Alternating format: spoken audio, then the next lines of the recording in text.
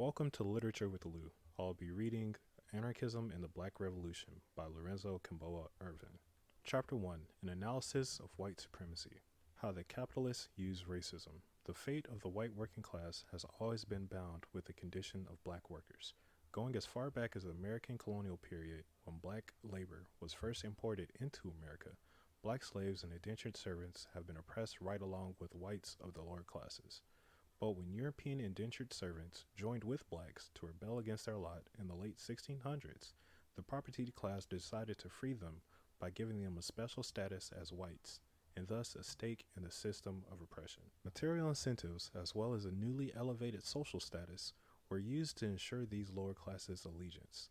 This invention of the white race and racial slavery of the Africans went hand in glove, and is how the upper classes maintained order during the period of slavery.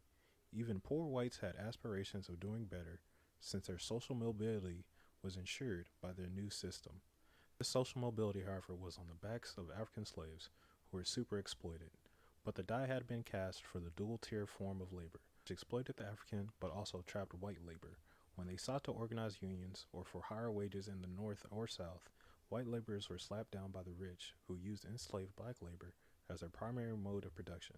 The so-called free labor of the white worker did not stand a chance. Though the capitalists used the system of white skin privilege to great effect to divide the working class, the truth is that the capitalists only favored white workers to use them against their own interests, not because there was true white class unity. The capitalists didn't want white labor united with blacks against their rule in the system of exploitation of labor. The invention of the white race was a scam to facilitate this exploitation. White workers were bought off to allow their own wage slavery and African super exploitation. They struck a deal with the devil, which has hampered all efforts at class unity for the last 4 centuries. The continual subjugation of the masses depends on competition and eternal disunity. As long as discrimination exists and racial or ethnic minorities are oppressed, the entire working class is oppressed and weakened. This is so because the capitalist class is able to use racism to drive down the wages of individual segments of the working class, by inciting racial antagonism and forcing a fight for jobs and services. This division is a development that ultimately undercuts the living standards of all workers.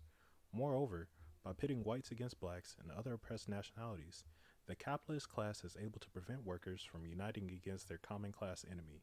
As long as workers are fighting against each other, capitalist class rule is secure. If an effective resistance is to be mounted against the current racist offensive of the capitalist class, the utmost solidarity between workers of all races is essential.